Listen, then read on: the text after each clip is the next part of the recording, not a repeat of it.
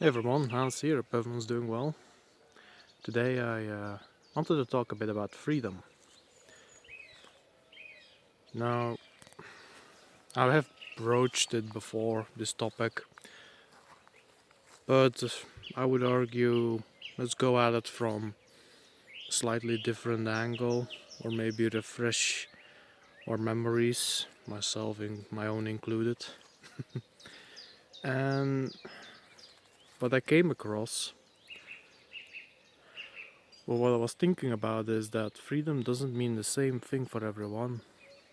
People want freedoms for different kinds of things and different reasons.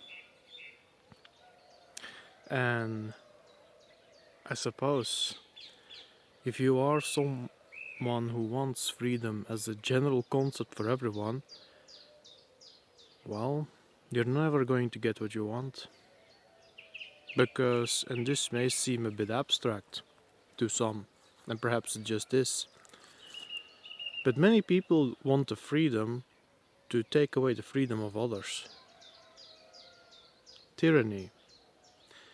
Freedom and tyranny seem to go quite hand in hand, if you will, depending on who is allowed freedom. But then again, those who genuinely do want everyone to be free, even they will have to say to tyrants, no, you're not gonna get any more freedoms than, I'm gonna hold you back from all the freedoms you want. That makes sense. Maybe an example is required. So what does a tyrant want, for example? Let's say you have a religious tyrant who says that everyone should follow his religion specifically and none other in the exact way that he practices it or wants it to be practiced, really. And those who refuse are open targets to have their freedoms taken away through imprisonment, through law, through death, I suppose, in a sense. And then comes the flip side of that. This is an example of someone who wants freedoms for himself to take those away from others. The opposite of that is then someone who is exposed to the religious tyrant and says, no, I clearly have to stop you because I want everyone to be free, just do their own thing. And now I need to stop you, taking away freedoms from the tyrant. So he cannot take the freedoms from regular folk, so to say. So, when you hear people shout about freedom, or we want our freedom, the freedom to do this, the freedom to do that, it usually comes down to, well, morality, mindset, and an instinct perhaps too. I wouldn't say so much spirituality in general. Maybe with a few exceptions that I maybe need to think about in the future, but I can't say quite yet. But isn't this something important to think about in a world where everyone is clamoring for freedoms and claims to be repressed or what have you? And it leaves, it could potentially go into philosophy a little bit, I suppose. No? Because then rather than wondering what is freedom, which is just a waste of time in my opinion, the question remains, well, what freedoms would you allow others to have depending on their mindset? And which freedoms do you want everyone to have? It's a balancing act, you might say. And freedom can be given in the sense of it can be given through authority or through isolation. Now in today's society, or world, I should say, isolation is non-existent almost at this point. I don't see that improving anytime soon. So that leaves us only with, yeah, your freedoms being given to you or taken for yourself. And in that same process, you may actually give or take freedom away from others or to others. Then it quickly becomes a matter of what do you agree with in life and what do you disagree with, no?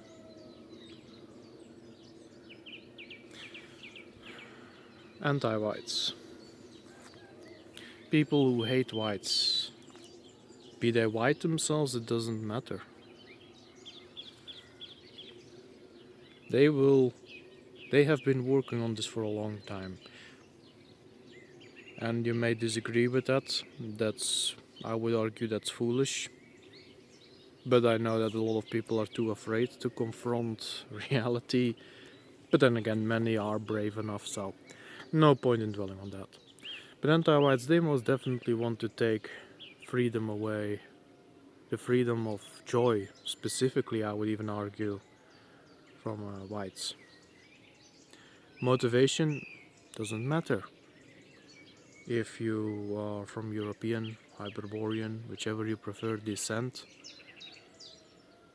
then these people have chosen to hurt you, essentially, to enslave you, to imprison you, torture you, to, I suppose, end your life if they have half an opportunity to do so. There's plenty of examples for those who have the spine to look it up. And they'll have their excuses ready because they know that they are in the wrong. And someone who is in the wrong always needs his or her excuses to not be confronted with how heinous a character he or she may be.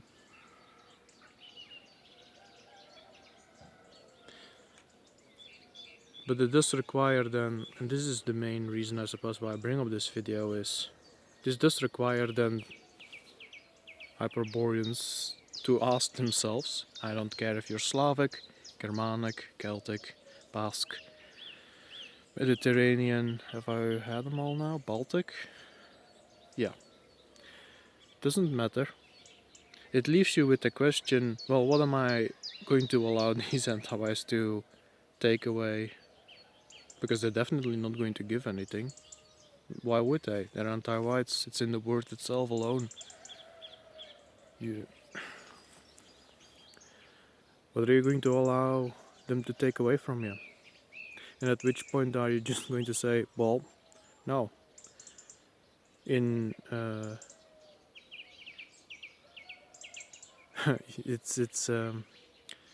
disagree with this anti-morality.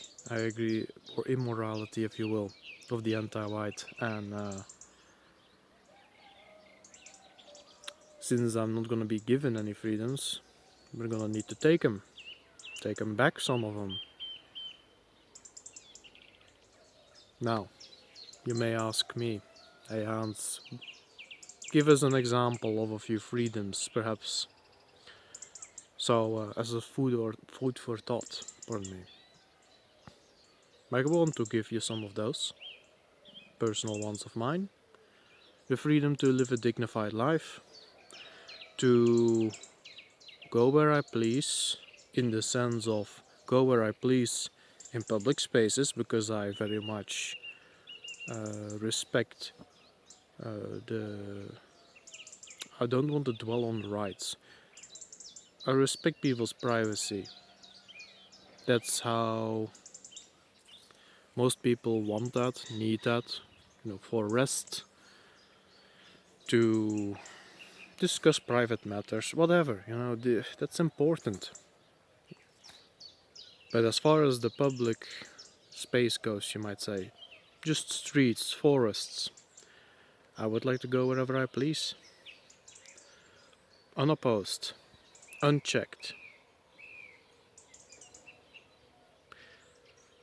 And The why of why I want that is because it's just part of who Hans is. I just like to be free.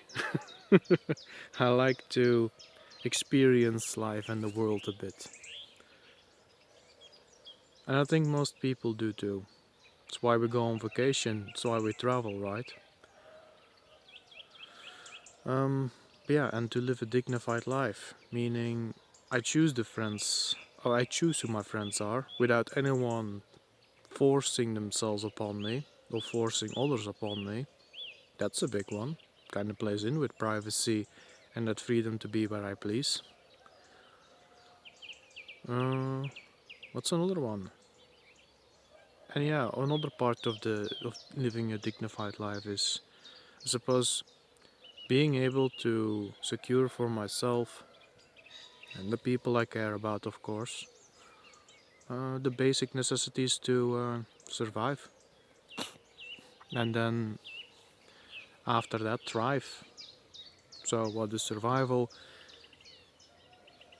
Clothing, shelter, food, water. I think those are the main ones. I can, well, maybe warmth or cold when it's too hot. uh, such kind of things. And the thriving part is, well, I'm very fond of writing. I'm fond of, uh, I suppose, cracking a few jokes with people. Fond of listening to music, like Halinder or Watch Falcon Studio. Um, and what else? Yeah, I mean, I can go on and on really. But yeah, the driving part there as a little example of it. I know that there are anti-whites out there who want to take all that opportunity not just away from me, but also from you. From your mother, your father, sisters, brothers, uncles, aunts, nieces, nephews, and so forth and so on. The question is, do you agree with that? I hope not. I hope most of us, and I actually do believe that also. It's just a matter of people need to openly talk about it. I need to find ways to talk about it again. Because we're not even been given the freedom to use the words we want anymore to describe things, right? Through emotional blackmail and social pressure. And perhaps also the biggest freedom is the freedom to defend that which we have built. That includes our ancestors and the freedom to tell anyone off who claims that our ancestors were nothing but the most horrible beings that ever existed. Which is, well, what an anti-white would do, right? You're not gonna hear an anti-white give any compliments. And they've been working very hard on brainwashing so many in believing that their ancestors were disgusting people. No wonder so many are turning to drugs and trying to flee or covering up their faces with all kinds of ink that looks ridiculous and hideous. While also then demanding the same from those who have kept their sanity. Hmm. Yeah. Oh, and of course, in attachment too. Well, what if you have those freedoms? Can we trust you to do right with those freedoms? Well, that's a bit of a side topic. Respect. Maybe another example. Hans is going out to the Black Forest in Germany. Why not, right? It's a beautiful place from what I've been told, from the pictures I've seen. I would like to go visit it someday. And I will, of course I want the freedom, and I require that freedom to go there unopposed. Now, once I'm there, then it's just a matter of having that inner decency and that respect to go there and actually keep it like it is while I'm going through it. And when I'm away, when I'm out of the Black Forest again, there is nary a trace, perhaps except my footprints for a while, that are left. Because that's perhaps another part of freedom. There are people who seriously can't handle freedom, in my opinion. It's not because that they are awful people or what have you, it's just because they haven't been raised to respect the world around them. Examples, polluters is an easy one. You know the type. They go out for a picnic in the forest somewhere, and by the time they leave, there's like bits of cigarette, or maybe a can, or even diapers. Who knows what kind of? Yeah, I've seen it. Seen it happen, and it's disgusting. Oh, and the muzzles, the mouth masks. You see those lying around here and there too these days. Yeah, just strewn all around. These kind of people have a lack of respect. That's fine to me if you do it with something that naturally breaks down, like an apple peel or something. I mean, the bugs will have a feast, or the birds maybe. Some birds, but yeah, having cans and who knows what other kind of plastic and metal crap lying all over the place. And no, yeah, then unfortunately, uh, the solution, the supposed solution was lawmaking, but no, it doesn't really do. It doesn't work. It's just about socially pressuring people to actually clean up, and if they really refuse to, well, at that point you just say, well, you're never entering this forest again, because you're trying, you're destroying it, slowly but surely. But that's maybe a little bit of a different matter altogether. Yeah, food for thought. Freedom. What do you agree with and disagree with? And can you keep politics out of it while you're at it? Are you self-aware enough that you yourself have freedoms you want, but also what you might call, are you willing to earn and deserve them by being respectful towards them? And will you let monsters in human shape uh, play with freedoms and take them all away so they can privately giggle at themselves while those around them are in ever more pain, ever more secluded? Something to think about, especially with this virus nonsense. You're seeing a very open display that's now in the history books of what happens when good people do not know how to defend their freedoms. That is to say, true words.